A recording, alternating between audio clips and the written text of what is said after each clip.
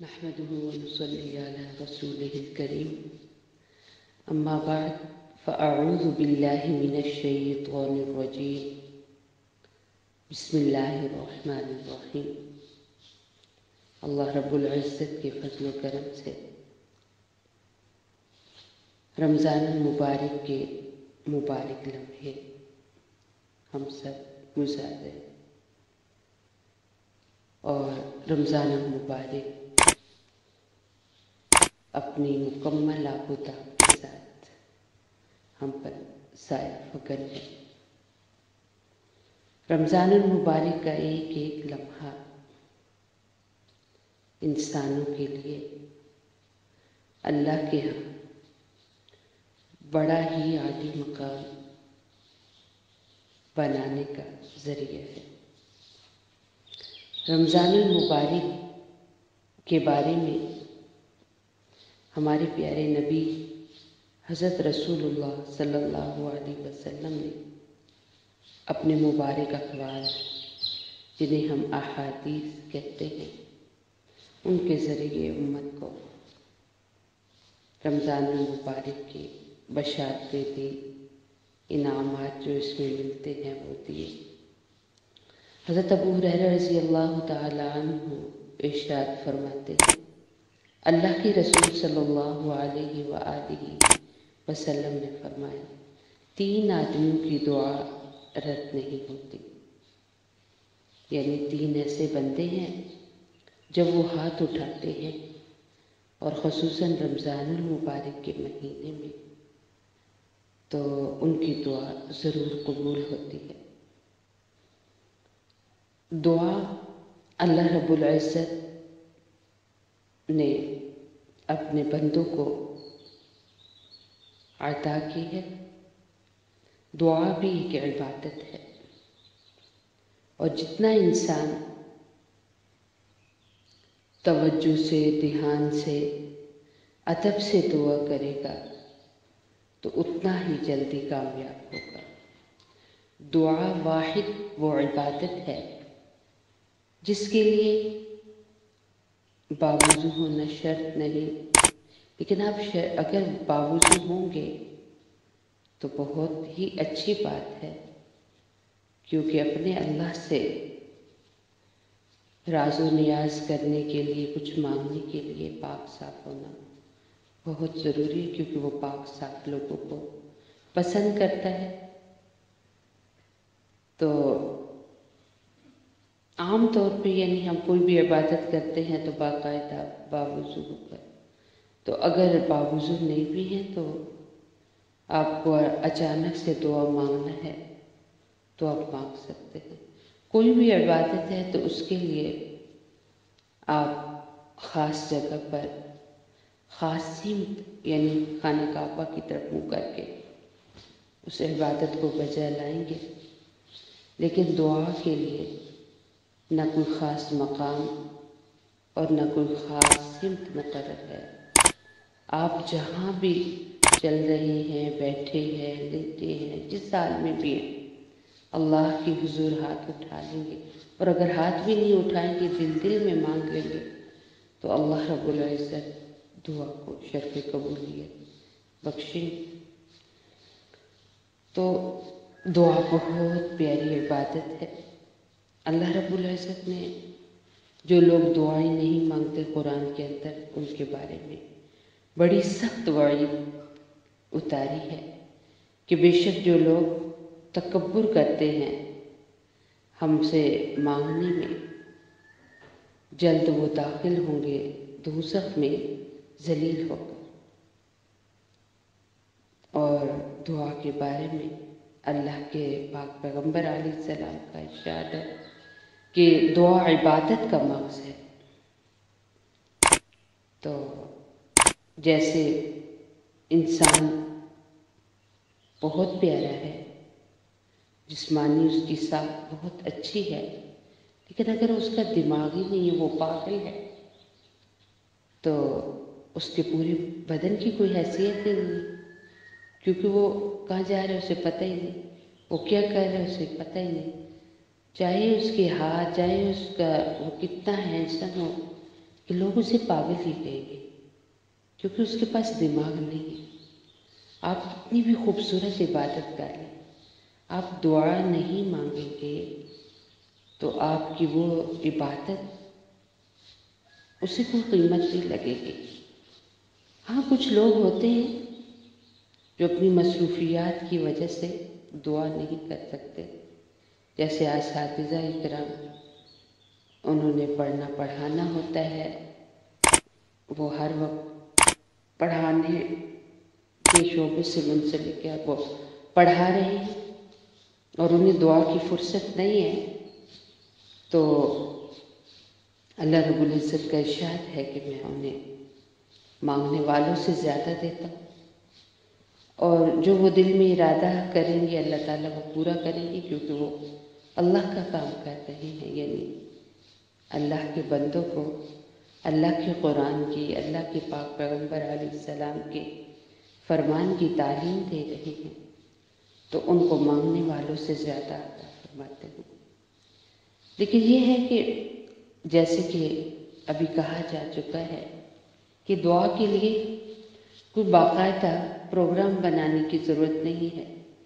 آپ جس حال میں ہیں، جہاں پر بھی ہیں، دل دل میں اللہ سے مانگنا شروع کر دیں، تو 3 بندوں کی دعا اللہ تعالیٰ ضرور قبول کرتے ہیں، ان کی دعا رد نہیں ہوتی۔ ان میں سے ایک وہ بندہ ہے جس نے روزہ رکھا ہوا ہے، تو افطاری کے وقت وہ کوئی دعا مانگے تو اللہ رب العزت اس دعا کو ضرور قبول کرتے ہیں۔ روزہ اللہ رب العزت کی خاص عبادت ہے، جیسے کہ گزشتہ بھی کہا جا چکا ہے کہ تمام عبادات میں واحد ایک ایسی عبادت ہے جس کا پتہ صرف اللہ کو ہے، یا اللہ کے اس بندے کو ہے جو یہ عبادت کر رہا ہے، اور وہ روزہ ہے۔ روزے کا علم کسی اور کو جب تک آپ بتائیں نہیں، یا رمضان المبارک کا مہینہ ہے تب تو سب کو پتہ ہوتا ہے کہ ہر کوئی روزہ رکھتا ہے، لیکن رمضان کے علاوہ اگر روزے سے ہیں آپ تو کسی کو نہیں پتہ چلے گا کہ آپ نے روزہ رکھا ہوا یا نہیں، لیکن اللہ کو پتہ ہے کہ میرے اس بندے نے روزہ رکھا ہوا ہے۔ تو جو روزہ دار بندہ افطاری کے وقت جو دعا کرتا ہے تو اللہ اس کی دعا کو ضرور قبول کرتا ہے، گویا دن بھر اللہ کا کام کیا تو شام کو اس کو مزدوری مل گئی۔ یہاں تک کہ علماء فرماتے ہیں کہ جب رمضان المبارک کا مہینہ آتا ہے تو اللہ اپنی ساری مخلوق یعنی فرشتوں کو، اور خصوصاً فرشتوں کو یہ حکم دیتے ہیں کہ میرے بندے دعا کر رہی ہیں، تم اپنی عبادات چھوڑ دو اور ان کی دعا پر آمین کہو۔ اور بعض جگہوں پر ارشاد ہے کہ اللہ رب العزت کی وہ مخلوق جو پانی کے اندر ہے، اللہ رب العزت ان کو بھی دعا کرنے والے کی دعا پر آمین کہتے ہیں۔ اور بعض جگہوں پہ آتا ہے کہ پانی کی تہ میں رہنے والی مچھلیاں بھی روزے دار کے لیے دعا کرتی ہیں۔ ہاں، دعا میں یہ ہے کہ رشتہ داری توڑنے کی دعا نہ کی جائے، وہ دعا مقبول نہیں ہوتی، بلکہ اس پر گناہ ملتا ہے۔ کسی کو ستانے کی، کسی کے ساتھ برائی کی دعا نہ کی جائے، یہ بھی غلط ہے۔ اور پھر فرمایا کہ عادل بادشاہ کی دعا ضرور قبول ہوتی ہے۔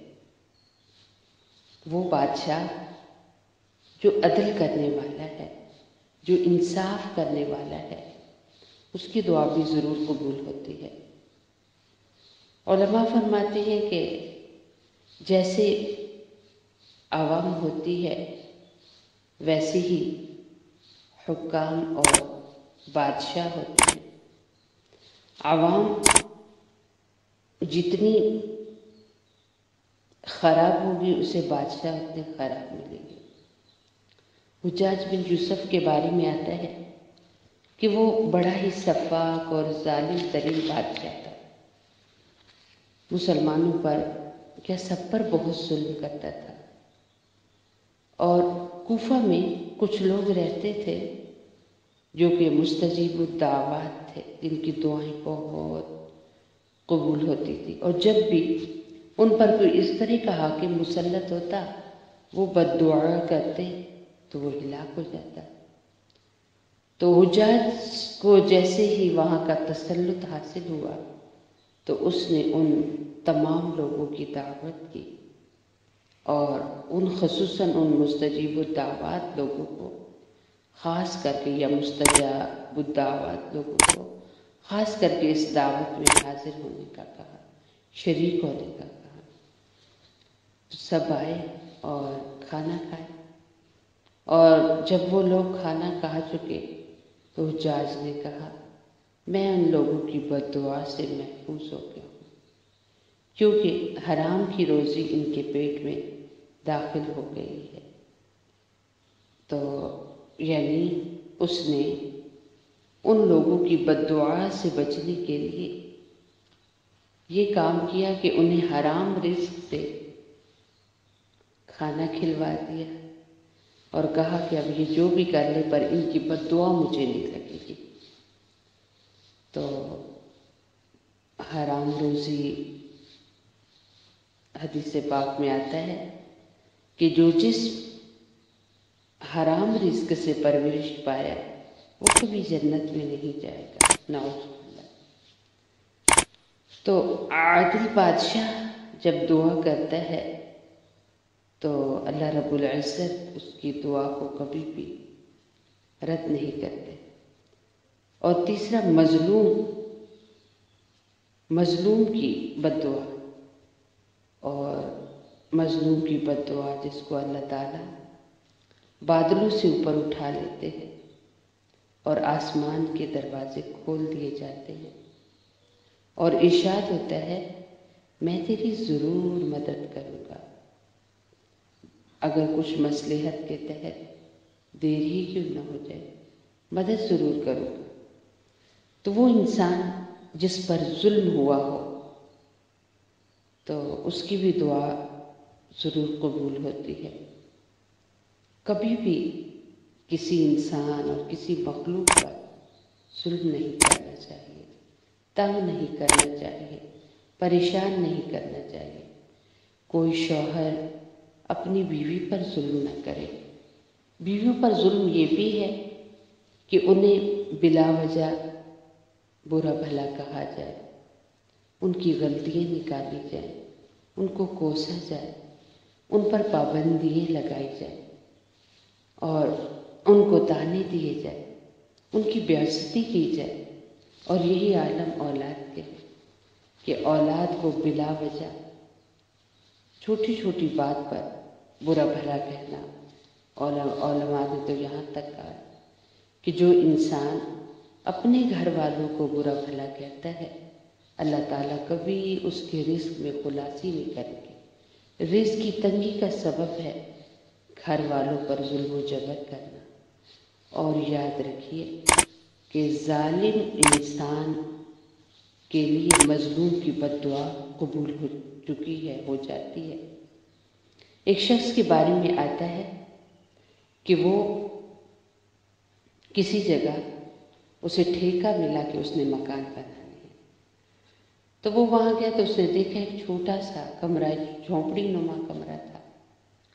تو ظاہر ہے اسے وہ گراتا، اور گرا کر ہی اس نے وہاں اپنا کام کرنا تھا تو اس نے گرا دیا۔ تو اس جھونپڑی کی جو مالکن تھی وہ گھر نہیں تھی۔ کچھ دنوں کے بعد آئی تو کیا دیکھتی اس کا سامان تو ایک کونے میں پڑا ہے پر اس کے گھر کا نام و نشان نہیں تھا۔ اس نے آسمان کی طرف دیکھا اور کہا یا اللہ، میں اپنے گھر میں نہیں تھی پر تو موجود تھا نا۔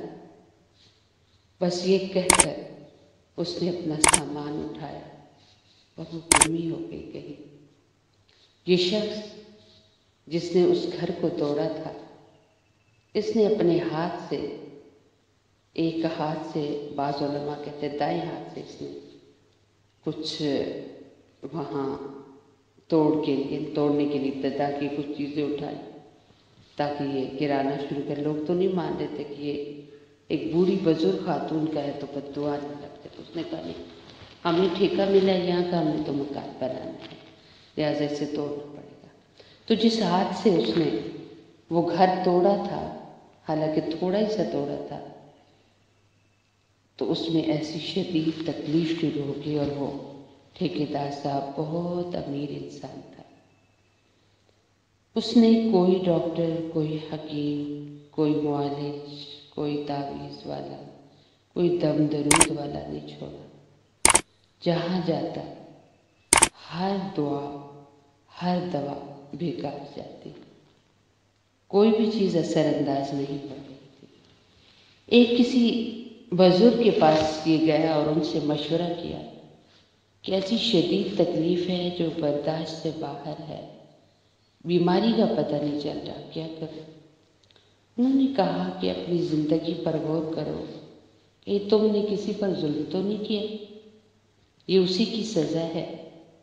یہ سوچنے لگا، اسے یاد آ گیا کہ وہ اماں بڑھیا، ان کا میں نے گھر توڑا تھا، اور جب وہ پلٹ کے آئی تھی تو اس نے آسمان کو دیکھ کر یہ کہا تھا کہ یا اللہ، میں موجود نہیں تھی پر تو تھا، یعنی میرا گھر ٹوٹ گیا تو موجود تھا۔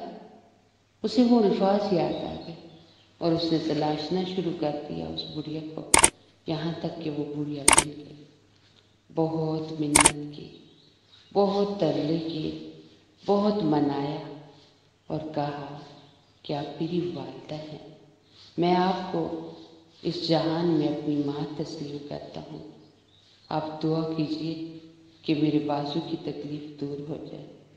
اور پھر ان کے لیے اسی جگہ پر ایک خوبصورت سا گھر بنا دیا، چھوٹا سا گھر بنوا دیا۔ اور جو ہی اس نے معافی مانگی اس اماں بزرگ سے، اللہ تعالیٰ نے اسے بغیر دوائی کے بازو کی صحت عطا کر دی، اس کا بازو ٹھیک ہو گیا۔ تو مظلوم کی بد دعا جو ہے وہ بھی اللہ کے ہاں رد نہیں ہوتی۔ اللہ رب العزت افطار کے وقت میں خوب دعائیں کرنے والا بنا۔ اللہ پوری امت مسلمہ کو عادل حکام عطا فرمائے، اور اللہ تعالیٰ کسی پر ظلم کرنے سے، زیادتی کرنے سے پوری امت مسلمہ ہر کلمہ گو کو محفوظ رکھے۔ وآخر دعوانا ان الحمد للہ رب العالمین۔ سبحان ربک رب العزت عما یصفون وسلام علی المرسلین والحمد للہ رب العالمین۔ اللہم اغفر لأمت محمد صلی اللہ علیہ وسلم، اللہم ارحم لأمت محمد صلی اللہ علیہ وسلم، اللہم اصلح لأمت محمد صلی اللہ علیہ وسلم۔